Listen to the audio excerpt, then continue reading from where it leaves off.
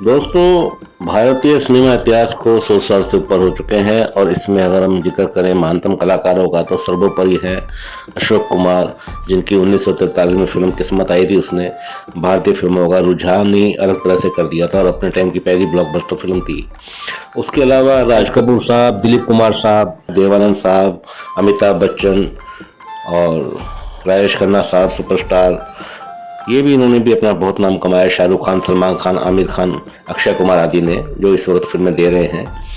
और ये आज का नहीं है, शुरू से ही चला आ रहा है। मगर भारतीय सिनेमा इतिहास की खूबसूरती ये है कि इसमें किशोर कुमार जो बहुत ही मशहूर गायक है, प्रोड्यूसर भी रहे हैं, निर्माता निर्देशक के तौर पर भी जाने जाते हैं, संगीत भी दिया कई फिल्मों में उन्होंने, वो सबसे पहले अपनी पहचान बनाने में कामयाब हुए थे अभिनय के माध्यम से। कॉमेडी फिल्म को एक जोन बनाने के लिए भारतीय फिल्मों इतिहास में जो उनका योगदान है वो भुलाया नहीं भूल सकता। उससे पहले अशोक कुमार, दिलीप कुमार और मोतीलाल याकूब वगैरह कॉमेडी करते थे, मगर उनको हम संपूर्ण कॉमेडी कलाकार नहीं कह सकते। किशोर कुमार को हम उनकी 90% या 95% में कहना चाहूँगा कॉमेडी फिल्मों के माध्यम से जानते हैं। और इनकी फिल्मों का नाम किशोर कुमार जी की गिनवाना बहुत मुश्किल है, इनके लिए मैं वीडियो अलग से बनाऊंगा। मगर सबसे पहले जो फिल्मों को एक टैग दिया कॉमेडी फिल्म का, जो जोनर बनाया था, वो सबसे पहले थे किशोर कुमार। अपने बड़े भाई अशोक कुमार दादा मुनि की तरह ही उन्होंने भी एक ट्रेंड सेट किया था। उसके बाद इस ट्रेंड को आगे बढ़ाया ओम प्रकाश जी ने।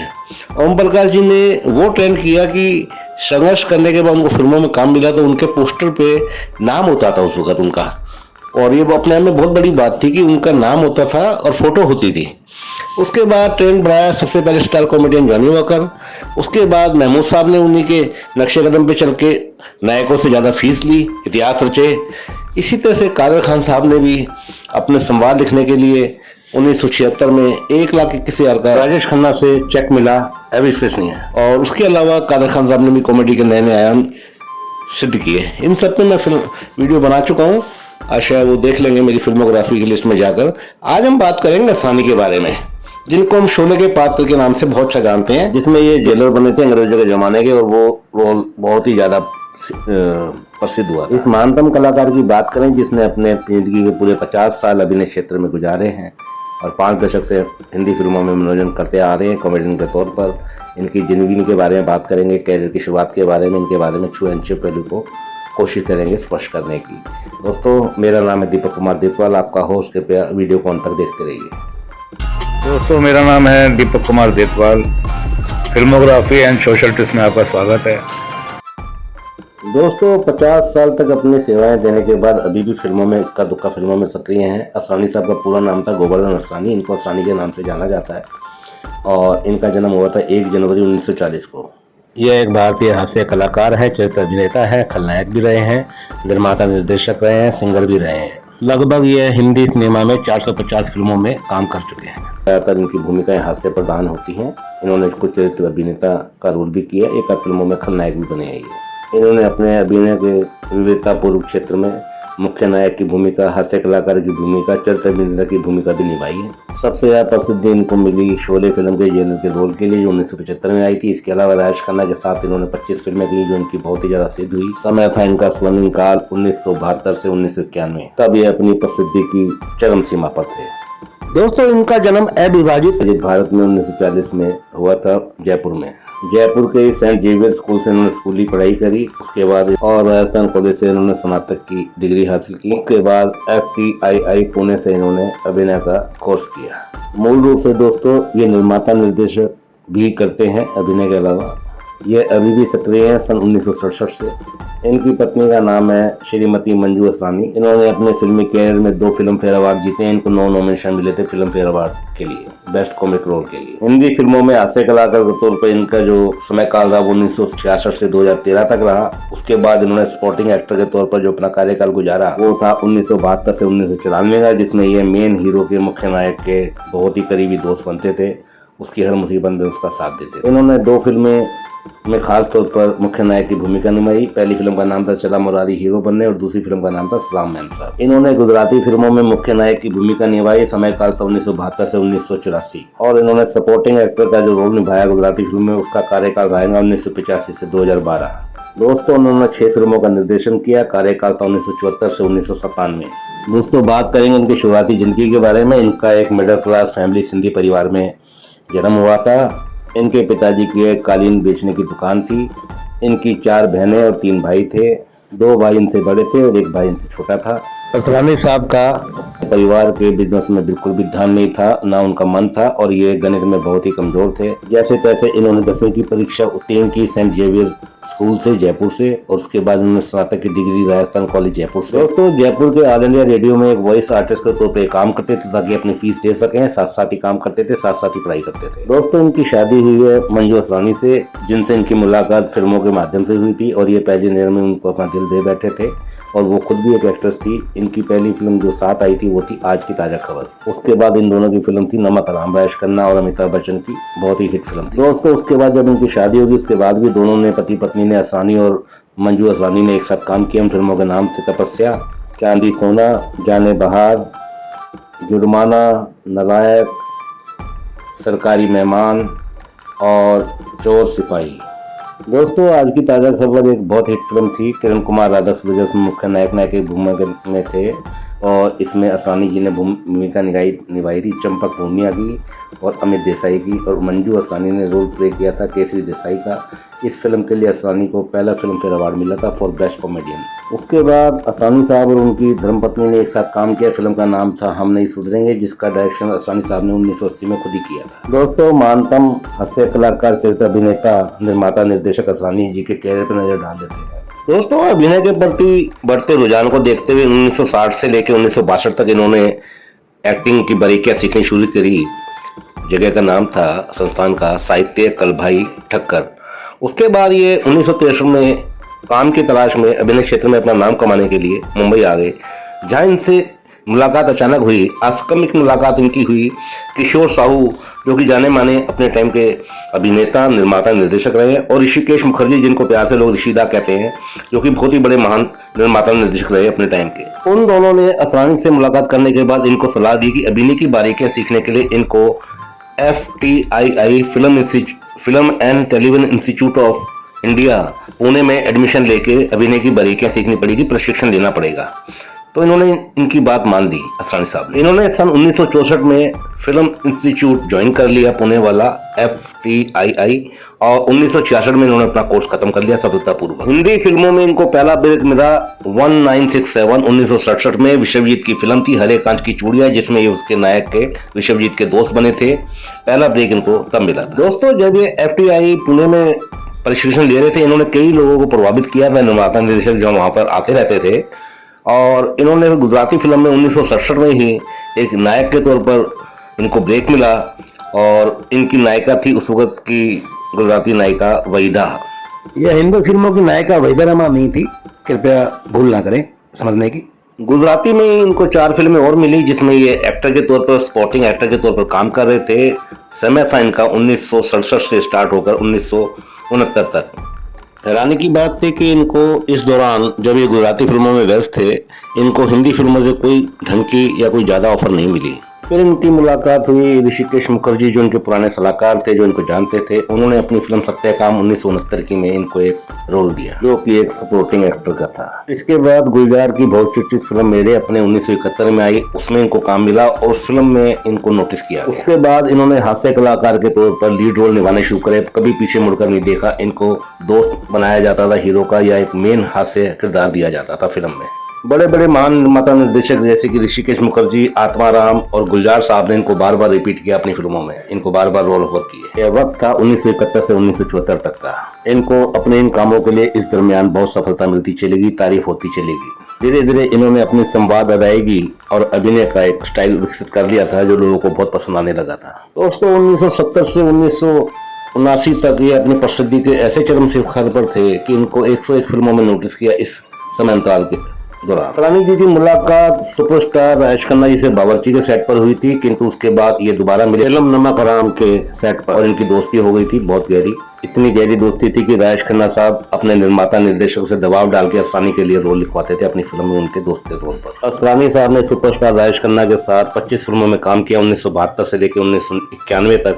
बावर्ची 1972 में आई थी, से लेकर घर परिवार 1991 तक। दोस्तों असरानी साहब का स्वर्णिम काल अभिनय की क्षमता का रहा, प्रसिद्धि के चरम शिखर पर 1970 से 1979 तक, जिनमें उन्होंने बड़ी यादगार और अविस्मरणीय फिल्में दी, जिनमें नाम है मेरे अपने, कोशिश, बावर्ची, परिचय, अभिमान, महबूबा, पलकों की छाँव में, दो लड़के दोनों करके और बंदिश।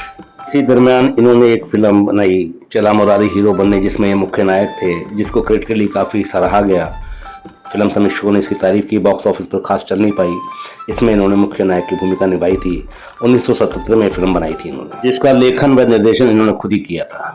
1970 के दशक में जो इनकी चर्चित फिल्में आई, एक हास्य कला के तौर पे उसमें प्रमुख थी आज की ताज़ा खबर, रोटी, प्रेम नगर, चुपके चुपके, छोटी सी बात, रफू चक्कर, शोले, वाली का बधू, फकीरा, अनुरोध, छैला बाबू, चरस, फांसी, दिल लगी, हीरा लाल पन्ना लाल, पति पत्नी और वो, और हमारे तुम्हारे।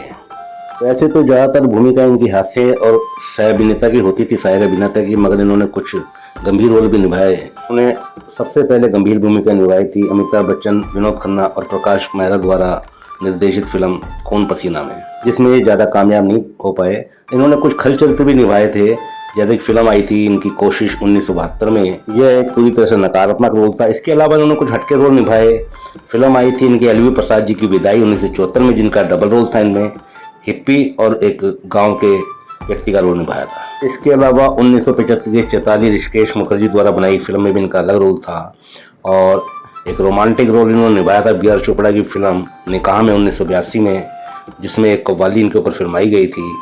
इसके अलावा के एस प्रकाश जी की फिल्म प्रेम नगर 1974 में इन्होंने एक दलाल का रोल निभाया था। इसके अलावा इन्होंने शत्रुघ्न सिन्हा की फिल्म अब क्या होगा में मुख्य खलनायक की भूमिका निभाई थी। मुख्य खलनायक की भूमिका इन्होंने जैकी श्रॉफ की फिल्म तेरी मेहरबानियां में भी निभाई थी, जिसमें तीनों विलन में से ये एक मेन विलन होते हैं। इसी दौरान राजेश खन्ना जी का इनको साथ मिला और ये काफ़ी ज़्यादातर रोल उनके साथ करने लगे। इनके जो ज़्यादातर प्रोड्यूसर थे उनमें प्रसिद्ध थे डी रमा नायडू, और जो फिल्में डायरेक्ट करते थे ऋषिकेश मुखर्जी साहब, बी आर चोपड़ा जी, के बपैया, नारायण राव दसारी, के राघवेंद्र राव, बासु चटर्जी। 1972 से 1992 तक इन सब निर्देशकों का, निर्माताओं का इनको साथ मिलता है। 1974 में इन्होंने अपनी पहली फिल्म डायरेक्ट की थी गुजराती में, और उसमें मुख्य नायक खुद ही थे। शूर गायक किशोर कुमार जी ने इनके लिए गाना गाया था, जो इन पे फिल्माया गया था। गाने का बोल थे हु अहमदाबाद नो रिक्शा वालों। इसके अलावा किशोर दा ने इनके लिए जो गाने गाए थे वो फिल्म थी हमारे तुम्हारे, उसमें गाना था अच्छा चलो जी बाबा माफ कर दो, और फिल्म थी यह कैसा इंसाफ, इसमें गाना था प्यार मैं करूंगा। उसके बाद इन्होंने किशोर दा के साथ एक गाना गाया, फिल्म का नाम था फूल खिले गुलशन गुलशन 1978 में। गाने के बोल बहुत हिट हुए, गाना ऑल टाइम ब्लॉकबस्टर रहा। मन्नू भाई मोटर चली पम पम पम, और ये गाना फिल्माया गया था। फिल्म के मुख्य नायक ऋषि कपूर और असरानी परी। दोस्तों 1980 के दशक में इन्होंने 107 फिल्मों में काम किया, जो कि अपने आप में एक रिकॉर्ड था सहायक अभिनेता के तौर पर फिल्मों में काम करने का। यह तमाम फिल्में हिंदी में थी, और इनमें इनका कॉमिक रोल था या इनका नेगेटिव रोल था या चरित्र अभिनेता रहे। इनका ये बेजोड़ रिकॉर्ड आज भी कायम है, और इनको 1970 के दशक में 101 फिल्में मिली थी पूरी। दोस्तों 1970 से लेकर 1984 तक इनका स्वर्णिम काल कहा जा सकता है, जिसमें इनके रोल मुख्य होते थे, चाहे वो हास्य कलाकार का हो चाहे चरित्र अभिनेता का। उसके बाद इनका फेज धीरे धीरे खत्म होता चला गया। इनको जो रोल मिलने लगे 1985 के बाद वो बहुत हल्के होते थे, क्योंकि मुख्य नायक जो है अपनी कॉमेडी, अपना हास्य अभिनय खुद ही करने लगे थे, और धीरे धीरे कॉमिक रोल का अवतरण कम होने लगा। हास्य कलाकारों की लोकप्रियता गिरने का एक कारण और भी था कि एक्शन फिल्मों का दौर आ गया था, जो कि 1985 से 1994 तक चरम सीमा पर था। दर्शक अब पारिवारिक फिल्मों से और हास्य फिल्मों से दूर होकर एक्शन फिल्मों को पसंद करने लगे थे। 1980 के दशक की इनकी कुछ यादगार फिल्मों के नाम लिए तो उसमें नाम आते हैं हमारी बहू अलका, एक ही भूल, यह कैसा इंसाफ, कामचोर, अगर तुम ना होते, आशा ज्योति, मकसद, मैं इंतकाम लूँगा, लव 86 और पीवी हो तो ऐसी। कुछ दक्षिण भारतीय निर्माता कंपनियों ने और निर्देशकों ने इनकी जोड़ी बनाई कादर खान, शक्ति कपूर और सानी की तिकड़ी की, जो बहुत ही पॉपुलर रही। उनमें प्रमुख निर्माता निर्देशकों के नाम है टी रामाराव, के राघवेंद्र राव, के बपैया, नारायणा राव दसारी। इनकी जोड़ी जो है तिकड़ी की हिट रही 1982 से लेके 1998 तक और पब्लिक को इन्होंने खूब हंसाया, पब्लिक इनको बहुत पसंद करती थी। दोस्तों इन्होंने 1982 में एक अपनी गुजराती फिल्म प्रोडक्शन कंपनी खोली थी और अपने इनके साथ जो सहायक थे उस कंपनी में हिस्सेदार थे वो थे मशहूर कलाकार दिनेश हिंगू, हरीश पटेल और सलीम परवेज जी, जो कि famous supporting actor Yunus Parvez ji के लड़के हैं। और इस कंपनी ने काफ़ी लाभ कमाया, किंतु अंत में इसे 1996 में बंद कर दिया गया। दोस्तों सिंधी परिवार से ताल्लुक रखने के बाद व्यापार इनके खून में था। ज़्यादातर ये अपना पैसा कपड़ों के व्यापार में लगाते थे और अच्छा मुनाफा कमाया 1991 तक, जहां इन्होंने काफ़ी ज़्यादा नुकसान उठाया। ये और सहायक कलाकारों को भी सलाह देते थे पैसा इन्वेस्ट करने की कपड़ों में या कपड़ों के व्यापार में। दोस्तों गर्व की विषय है कि 1988 से 1993 तक ये डायरेक्टर रहे फिल्म इंस्टीट्यूट पुणे के, जहां इन्होंने खुद पढ़ाई की थी। 90 के दशक में केवल इन्होंने 73 फिल्में की, हिंदी फिल्में, केवल इसलिए कि इनको जो स्कोप था वो परफॉर्मेंस का मिल नहीं पा रहा था, रोल अच्छे आ नहीं पा रहे थे। 1993 की आई फिल्म मुकाबला एक अलग हटके रही क्योंकि इसमें इनका रोल सीरियस था। बहुत ही लंबे अंतराल के बाद इनको सीरियस रोल मिला था। असरानी साहब हिंदी फिल्मों के साथ साथ 1970 और 80 के दशक में गुजराती फिल्मों में मुख्य नायक की भूमिका करते रहे, जिनमें इनकी प्रमुख चर्चित फिल्में रही अहमदाबाद, नो रिक्शा वालों, 7 कैदी, संसार चक्रा, पंखी, नो मालो, जुगल जोड़ी, माँ बाप, छैल छबीलो गुजराती फिल्मों में उसके बाद 1990 के दशक में मुख्य नायकों की भूमिका मिलनी इनको बंद हो गई, तो इन्होंने कॉमिक रोल और सपोर्टिंग रोल किए, जिन पे फिल्में थी चर्चित मोटा घरनी बहू, पिया गयो परदेश और बाप धमाल डीकरा। दक्षिण फिल्मों के बी रामानायडू ने इनको तकदीर वाला 1995 में जो आई थी एक बहुत ही मुख्य कॉमिक रोल दिया। उसके बाद से दोबारा से कॉमेडी कैरेक्टर फिल्मों में आने शुरू हो गए। उसके बाद से असरानी के जिंदगी का कॉमेडियन रोल में दूसरा फेज शुरू हुआ, जिसमें सहयोग मिला इनको मशहूर निर्माता निर्देशक डेविड धवन और प्रियदर्शन का 1993 से लेकर 2012 तक। इन दोनों निर्देशकों की फिल्मों में इनको मुख्य नायक के साथ हास्य कलाकार के मजबूत और अच्छे रोल मिलने शुरू हो गए। 1990 के दशक की इनकी कुछ चर्चित फिल्में जिनमें इन्होंने अच्छे कॉमिक रोल निभाए, जिनके लिए इनको तारीफ मिली, उन फिल्मों के नाम है जो जीता वही सिकंदर, गर्दिश, तकदीर वाला, घरवाली बाहर वाली, बड़े मियाँ छोटे मियाँ और हीरो हिंदुस्तानी।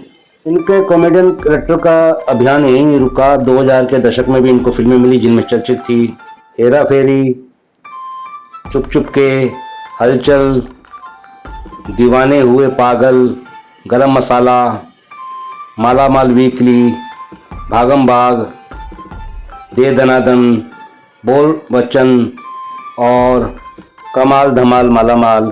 इसी दरमियान इनको एक सीरियस रोल मिला, फिल्म का नाम था क्योंकि।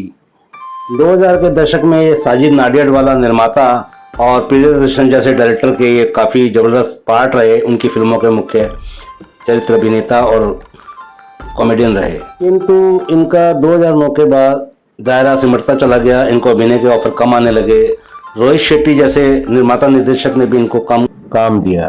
दोस्तों असरानी और मशहूर अदाकारा मल्लिका शेरावत ये जज थे 18वें सालाना नया अंदाज कंपटीशन का, जो 17 अप्रैल 2010 में न्यू जर्सी में आयोजित किया गया था। दोस्तों असरानी साहब ने वेब सीरीज में भी काम किया था। 2018 में इन्होंने एक रोल निभाया था मिकेश के ग्रैंडफादर का। पॉपुलर वेब सीरीज का नाम था परमानेंट रूममेट्स। इसके अलावा 2019 में ये कुछ एडवर्टाइजमेंट में भी नजर आए। एक सीरियल का नाम था पार्टनर ट्रबल हो गई डबल। इनमें इन्होंने रोल निभाया था डीजीपी का, डायरेक्टर जनरल ऑफ पुलिस का। दोस्तों टीवी पे एक सीरियल आता था नटखट नारद, उसमें मुख्य पात्र नारद का इन्होंने सन 1985 में निभाया था असरानी साहब ने, जिनमें इनके साथी कलाकार थे मशहूर नर्तकी अदाकारा बॉलीवुड की जयश्री टी और मराठी फिल्मों के जाने पहचाने हिंदी फिल्मों के जबरदस्त अभिनेता विक्रम गोखले साहब। दोस्तों निर्देशक के तौर पर इनकी हिंदी गुजराती में 6 फिल्में हैं कुल मिलाकर। सबसे पहले डेब्यू किया था एज ए डायरेक्टर 1974 में, फिल्म गुजराती थी, नाम था अहमदाबाद नो रिक्शा वालों। फिर दूसरी फिल्म इनकी आई 1977 में, नाम था चला मुरारी हीरो बनने, हिंदी में। फिर 1979 में फिल्म आई इनकी सलाम मैम साहब, हिंदी में। 1980 में आई हम नहीं सुधरेंगे, ये भी हिंदी में थी। 1992 में आई फिल्म दिल ही तो है, ये भी हिंदी में थी। 1997 में आई उड़ान, और ये भी हिंदी में थी। तो अभिनेता के तौर पर शुरुआत इन्होंने की थी 1967 में हरे कांच की चूड़िया से। उसके बाद अंतिम फिल्म इनकी लास्ट जो भी देखे गए वो 2021 में बंटी और बबली 2 में धीरे सिंह का इन्होंने किरदार निभाया था। उससे पहले 2020 में इन्होंने फिल्म इट्स माई लाइफ में रोल निभाया था, जिसमें ये अभिषेक के दोस्त के पिता बने थे। दोस्तों, अभिनय और निर्देशन के अलावा इनका एक अलग रूप और था सिंगर का, जो इनकी 2 फिल्में थी। एक तो थी 1977 की फिल्म आलाप, और इसमें गाना था विनती सुन ले तनिक, और दूसरा गाना था हे रामा डर लगे अपनी उमरिया से। ये दोनों गाने इन्होंने खुद गाए थे इस फिल्म में, आलाप फिल्म में। अमिताभ बच्चन की चर्चित फिल्म है। ये फिल्म थी 1978 की, फूल खिले हैं गुलशन गुलशन। इसमें गाना था मन्नू भाई मोटर चली पम पम पम, इन्होंने किशोर कुमार के साथ उसमें गायन किया था। अब दोस्तों बात कर लेते हैं फिल्म फेयर अवार्ड की नॉमिनेशन की। 1974 में आई आज की ताजा खबर के लिए बेस्ट कॉमेडियन का फिल्म फेयर अवार्ड मिला। फिर 1977 में फिल्म आई बालिका बधू, उसके लिए भी इनको बेस्ट कॉमेडियन का फिल्म फेयर अवार्ड मिला। बाकी नॉमिनेशन को जो मिले थे उन फिल्मों के नाम है, फिल्म का नाम था अभिमान 1974 की, बेस्ट सपोर्टिंग एक्टर के लिए इनको नॉमिनेट किया गया था। फिल्म फेयर के award best performance in a comic role के लिए इनको नॉमिनेट किया था 1974 की फिल्म नमक हराम के लिए। 1975 की फिल्म चोर मचाए शोर और विदाई, 1976 की रफू चक्कर और शोले, 1977 की छोटी सी बात, और 1979 की पति पत्नी और वो, और 1980 की फिल्म सरगम के लिए नॉमिनेशन मिला। उसके बाद 1981 में हम नहीं सुधरेंगे, 1982 के लिए एक दूजे के लिए इन्हें नॉमिनेट किया गया था फिल्म फेयर अवार्ड के लिए बेस्ट कॉमिक रोल के लिए। दोस्तों इसके अलावा इनको अवार्ड मिले 1973 में Shama Sushma award for best comedian, film का नाम था अनोनी। फिर 1986 में इनको best actor and best director award मिला फ्रॉम गुजरात स्टेट गवर्नमेंट की तरफ से। फिल्म का नाम था सात कैदी, जो कि एक गुजराती फिल्म थी। दोस्तों वॉइस ओवर आर्टिस्ट के तौर पे फिल्म आई थी 2019 में द लायन किंग, हॉलीवुड की फिल्म थी। इन्होंने अपनी आवाज़ दी थी, कैरेक्टर का नाम था जाजू। इन्होंने हिंदी में उसके डायलॉग बोले थे। दोस्तों एक पंजाबी फिल्म यारिया आई थी 2008 में, उसमें भी इन्होंने काम किया था। इसके अलावा दोस्तों एक अंग्रेजी फिल्म आई थी केजिस, उसमें लियो का पात्र निभाया था, 2005 में आई थी फिल्म। दोस्तों ये था इनकी ज़िंदगी के उतार चढ़ाव फिल्मी सफ़र का सफ़रनामा असरानी साहब का, जो कि अभी भी हमारे बीच में सक्रिय हैं। और विकिपीडिया से मैंने सवाल ये उठाया सारी जानकारी। अब मैं थोड़ा बहुत IMDb से सर्च करके कुछ जानकारी और शेयर करता हूँ, कुछ ऐड ऑन करने की कोशिश करता हूँ। दोस्तों IMDb की फिल्मोग्राफी के मुताबिक इनके अभिनय के तौर पर, अभिनेता के तौर पर 451 फिल्में हैं, और डायरेक्टर के तौर पर इनकी 7वां ऐड ऑन किया है इन्होंने 6 फिल्मों के अलावा। नटखट नारद जो सीरियल आया था उसमें इन्होंने डायरेक्शन भी किया। यह प्रसारण हुआ था 1985 से 1986 तक दूरदर्शन पर।